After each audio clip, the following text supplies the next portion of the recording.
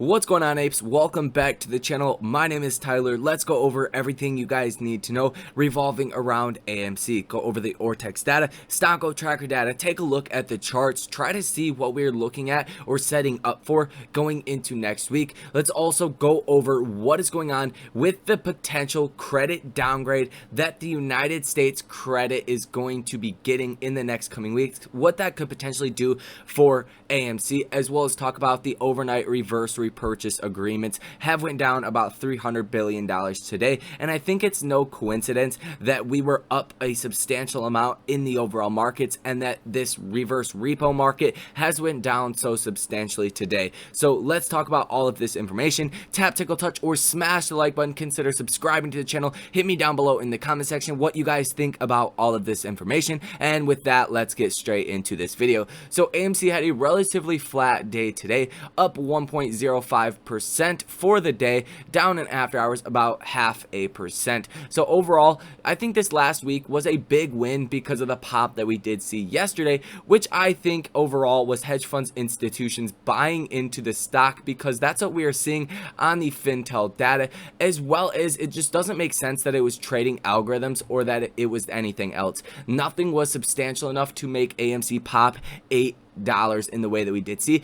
It's highly unlikely shorts were covering given the market that we are currently in, and specifically that we were in yesterday, well under the 100-day moving average, and AMC is likely to fall alongside the overall markets. So all in all, it looks like hedge funds institutions are continuing to buy AMC just like they did in the second half of May before the rally that we did see in June. So if you guys have not heard my synopsis on that, there is the synopsis. I think that big pop yesterday was the fact that hedge funds institutions were buying AMC stock. So that's what you guys need to know with that. As far as where we currently sit on a technical basis, we are, like I said, at $38.46 per share. So we have to get above $40 per share to really, get back to potentially getting into another technical bullish rally. And that's exactly what I do expect to happen as these hedge funds continue to position themselves for the next move to the upside. AMC goes up a lot, it goes down a lot. These hedge funds institutions are trying to take advantage of that and really play alongside the apes. I think a majority of them would rather be with us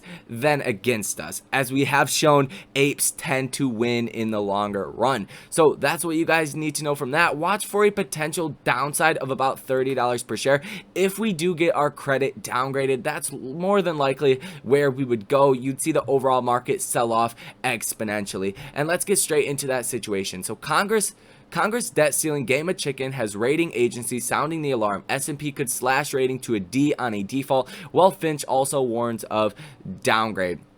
And this is really, really bad. This is essentially a downgrade if we don't act in a timely fashion to get the debt ceiling raised. If there's even a chance of seeing this downgrade, that's what would happen. Now, last time this did happen in 2011, the markets did drop 6.6% the following day after this downgrade. That would be a substantial move to the downside, really restrict the hedge funds and institutions capital that they do have for their AMC short positions or just their short positions in the overall market, forcing the smaller shorts to be forced to cover. So that's what you guys need to know about that situation. Also, watch just to see the fear levels in the S&P 500 or just the overall market. We did close over our 100-day moving average just barely at $434.24 to watch to see if we bounce back up above that, see a big gap up next Monday, Tuesday, Wednesday, Thursday, or Friday, and ultimately if we can get above the 50-day moving average, that would be a good sign. I don't see that happening. I don't see this fear going away until this debt ceiling crisis is resolve. Now, if we do see a downside to the markets, you're going to see a downside in AMC as well, but that will ultimately lead us closer to seeing the MOAS. That is just a given fact. I don't want to get into that too much because we have covered that many times here on the channel. But let's now talk about the overnight reverse repurchase agreements. Like I said, I think it's no surprise we went from $1,604 billion just yesterday, Thursday, September 30th, when we were down substantially in the markets, with the Dow Jones down well above, well under 1.1 5%, as well as the S&P down about 1%, and the Nasdaq down over 0.5%. And now today we are seeing a substantial rebound in the overall markets, and this overnight reverse repurchase agreement market has went down as well. Now, as we do know, guys, this really is either telling you two things: there is too much cash in the banking system,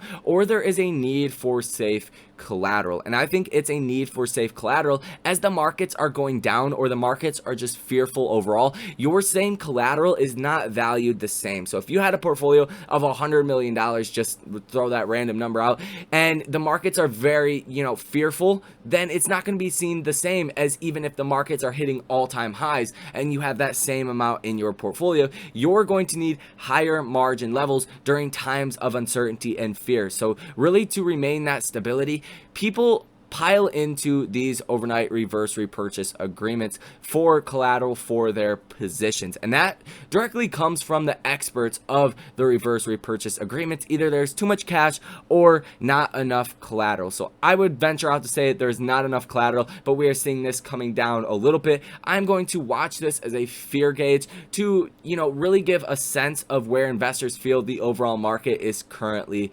sitting. So I'll be watching that very, very closely. Make sure to keep you guys up to date with what I'm seeing as far as that is concerned.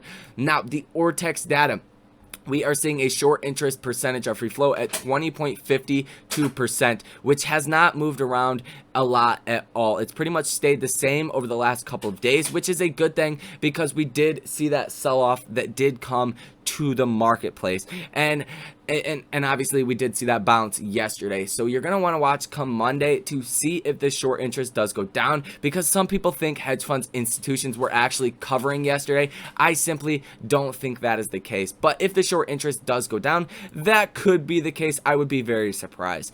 Now, the estimated short interest shares, the shares that are shorted, my bad, of about 105 million. So a very substantial amount. Days to cover 1.34, which is good. You want to see that going up, meaning it will be harder for shorts to get out of their short positions. Share utilization is at 85.41%, going down still, meaning there is more shares than ever available that can be shorted. So I would be very surprised if shorts don't take advantage of this and try to drive the share price down by continuously shorting the stock. Free flow on loan 22.40%, and given the gap between 22.4% and 20.5%, the estimated short interest, I think the short interest could go, like I said, to about 21%. All of this information by Monday, I imagine, is going to update, and we could have substantial moves in the free flow, the utilization, the days to cover, as well as the short interest. So that's what you guys need to know from that. Now let's talk about the Stonk tracker data, because we're not looking at anything substantial for a potential gamma squeeze to the upside.